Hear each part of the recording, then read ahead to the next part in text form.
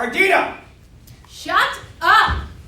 You have the decency to close that book, discard that damn lemon for 2 minutes. I have just received a telephone message from the shore. Telephone? You mean to tell me they let you run wire up here, but won't the other boats run into it? No, it's run along the bottom. Well, it seems. Well, I am up here. Colonel Moreland has called up again to ask me to bring you to dinner. His son Toby has come all the way from New York to meet you, and he's invited several other young people. No, I came on this cruise with the one idea of going to Palm Beach, and you knew it. I don't want to meet any darn old colonel or any darn young Toby. Infatuation for this man, a man who is notorious for his excesses. I give up on you, all right? From now on... Now on, you go your way and I'll go mine. I've heard this story From before. now on, you are no niece of mine. Whatever I am, you did it. I'm going ashore. When I return, we start back to New York. Ardita, I'm no fool, okay? I've been around. I know men. He won't reform until he's tired. Perhaps the man loves you. That's possible.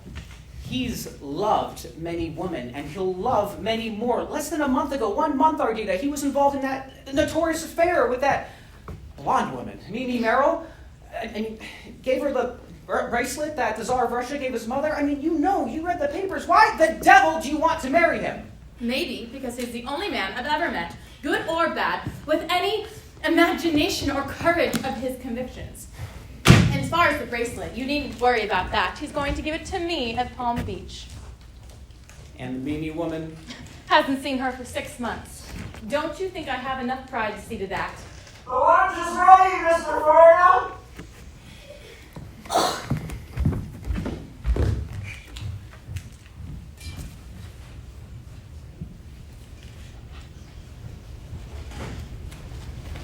Carrots and peas, beans on their knees, pigs in the sea, funky fellows. Blow us a breeze, blow us a breeze, blow us a breeze with your bellows. Onions and beans, marshalls and deans, goldbergs and greens and costellos. Blow us a breeze, blow us a breeze, blow us a breeze with your bellows. Narcissus ahoy!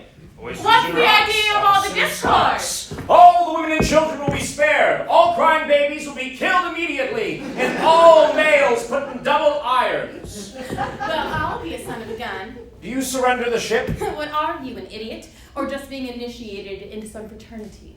I asked if you surrendered the ship. I thought the country was dry. Get off the yacht. No, I won't.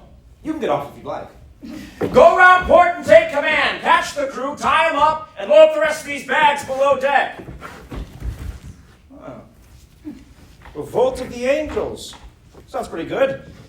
France, eh? You French? No. What's your name? Farnam. Farnam what? Ardita Farnam. Well, Ardita, come over here and sit down. You haven't much sense if you think you're going to get far on this yacht. My uncle is going to have wirelesses zigzagging across this ocean by 6:30. What do I care? It isn't my yacht. I don't mind going for a little cruise. I'll even let you borrow that book so you've something to read on the revenue boat. That's advice you needn't bother. This plan was arranged long before I ever knew this yacht existed. Who are you? My name's Carlyle. I was a singer until today. Due to these bags, I'm a fugitive of justice, and if the reward for our capture hasn't reached $20,000, I missed my guess. What's in the bags? Well, for the present, we'll call it Florida money.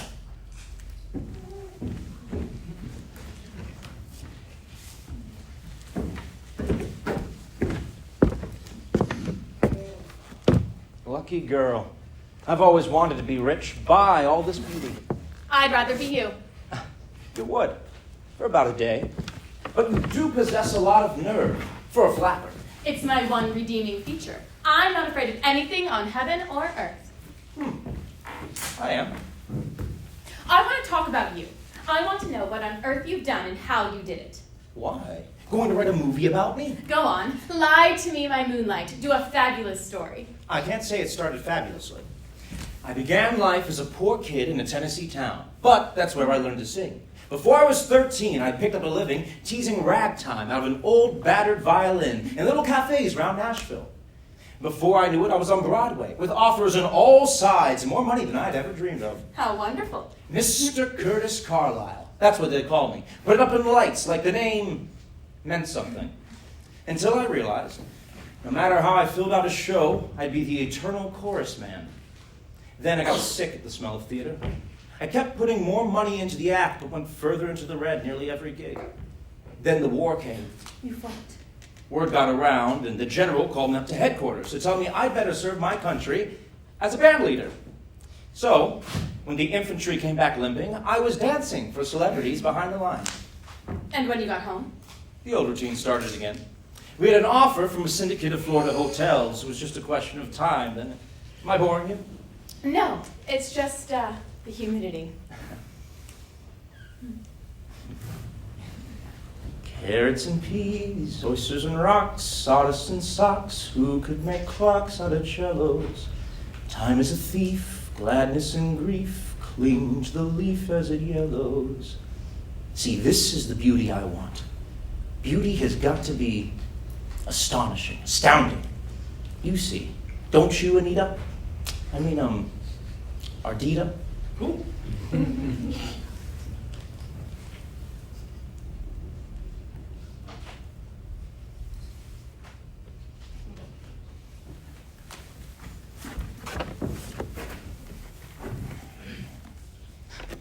Is this it? Is this where we're going?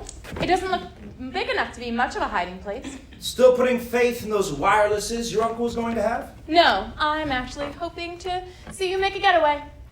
Well, we'll have to keep you as a mascot then. Well, you couldn't very well ask me to swim back now, could you? I'd have to start writing dime novels about the life history you gave me last night. I'm very sorry I bored you. Oh, you didn't. I'm just not used to having men regale me with the story of their life's ambition. What do men usually regale you with? They talk about me. They tell me how I'm the spirit of youth and beauty, and I agree.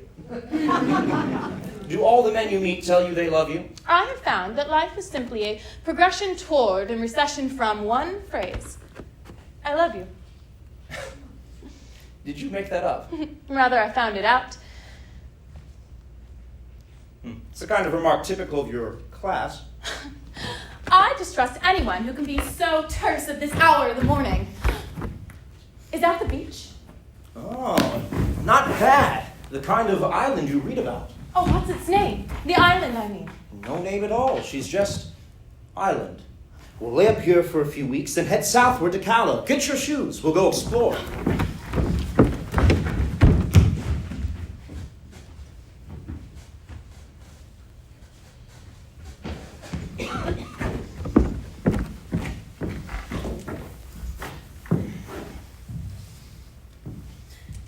What are you going to do when you get to Calo?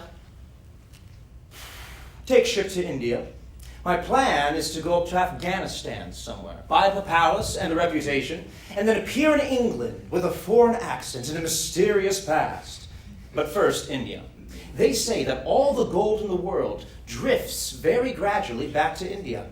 Something fascinating about that to me. And after that? Well, then aristocracy. Laugh if you want to, but at least you have to admit that I know what I want, which I suppose is more than you do. On the contrary, I was in the midst of a great uproar because I knew exactly what I wanted. What was that? A man. You mean you were engaged? After a fashion. If you hadn't come aboard, my plan was to slip ashore at Palm Beach, where he's going to meet me with a bracelet that used to belong to the great Catherine of Russia. And before you mutter anything about aristocracy, I liked him simply because he had imagination and the utter courage of his convictions. But your family disapproved. Oh, he was involved in some sort of scandal with a woman named Mimi something. But it was frightfully exaggerated, and he told me, and men never lie to me. Anyway, I told him to drop her, and he did. I'm rather jealous. When we get to India, I'll lend you enough to get back to the States. By that time, you'll have had a little bit to think him over. Were you happy? I'm always happy by the sea. You know, I've been thinking all day that you and I are somewhat alike. Oh? We're both rebels, only for different reasons. But deep in both of us, there is something that is more required for happiness. I was sitting here thinking I was going crazy. Here I am, beautiful. I am, aren't I? Yes. And I used to read most of the day, all night. Clever, too. Until I began to resent society. The only thing I enjoyed was shocking people. I used to wear something quite charming and run around with all the fastest men in New York and get into the most hellish scrapes imaginable. Oh, I can imagine. In the family, they were wild about it. They tried to marry me off. And just when I thought that life was scarcely worth living, I found something. A Russian bracelet? Courage. Just that. Courage as a rule of life. I began to develop this incredible faith in myself, utter disregard for other people's opinions. Did you bring up the cigarettes? Oh, to live as I like, to die in my own way, and yet still the men kept gathering. You were never beaten and never apologized. Never. Courage to me is the utter insistence on the value of life. All very good. You can call it courage, if you'd like, but your courage is really built upon a pride of birth. You were bred to that defined attitude. Courage to me is faith. Faith in the utter resilience of me, that joy will return, and hope and spontaneity. But supposing before all of that, the curtain was drawn on you for good. Then I have won. Take me with you. You can come, you know. Is that a proposal of marriage? Extra! Ardita Farnam becomes pirate's bride. Extra, extra, society girl kidnapped by ragtime bank robber. Well, it wasn't a bank. Then what was it? Why won't you tell me? I don't want to break down your illusions. My dear sir, I have no illusions of you. I mean your illusions about yourself. Of myself. What on earth could I have to do with any felonies that you've committed? That remains to be seen. Mr. Curtis Carlyle, are you in love with me? As if it mattered. But it does, because I think I'm in love with you. Suppose I call your bluff and ask you to come back to India with me. Well, then I'd have to ask you what sort of life you can offer me. And I don't mean that unkindly. I just mean what would happen to me if the people who wanted that $20,000 reward should ever show up. I thought you weren't afraid. I'm not, but I'm not going to throw my life away just to show one man that. I wish you'd been poor. Wouldn't that have been nice? I'd have enjoyed astonishing you, watching your eyes open up on things. If only you wanted things. Like the girls who look into the windows of jewelry shops. How nice and vulgar and fun. Isn't it? Oh, blessed are the simple rich, for they inherit the earth. I honestly wish we were that way. I love you, Ardita. I love to be with you. More than any man I've ever met. I like your looks and your dark hair, and you've got nerve, and you know how I feel about that. And if only I were a little bit older and a little more bored, I'd go with you. But as it stands now, I'm going to go back and marry that other man. Ship's approaching. Not a mile off. But I must attend to my crew.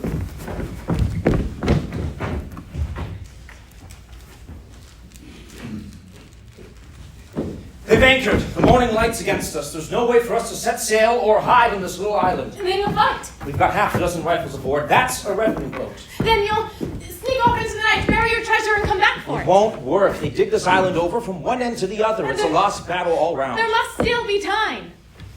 What is it? I'm not sure. But based on the Russian inscription on the inside, I'd say it's your promised bracelet. Where? Where on earth?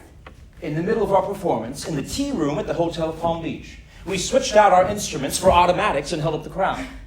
I pulled that off of a pretty over-rouged blonde. So that's what you did. You do have nerve. A well-known bourgeois quality. Aha! So, this is your idea of romance, huh? A runaway affair with the high seas pirates? You silly old fool! Is that the best you can say for yourself? No, actually, there is a well-known phrase to which I have ended most of our conversations. Shut up! Well, Toby, you incurable harebrained romantic. Hey, did you find that she was the person you wanted? Why, naturally. I've been quite certain ever since I first heard tell of her wild career. That's why I had my crew send up the rocket last night. Oh, well, I'm glad you did. Your father and I were up all night hoping for the best. Or perhaps it's the worst. Well, Lord knows you're welcome to her. Did you give her the bracelets my detective got from that Mimi woman? Ardita, I've got to tell you the truth. It was all a plant, Ardita. My name isn't Carlyle, it's Moreland. Toby Moreland. It was all invented, Ardita. Invented out of thin Florida air. Do you swear to me that it was an invention purely out of your own brain? I swear. What's an imagination? I want you to lie to me just as sweetly for the rest of my life. What was in the bags? Florida mud. That was one of two true things I told you. Perhaps I can guess the other. Aww.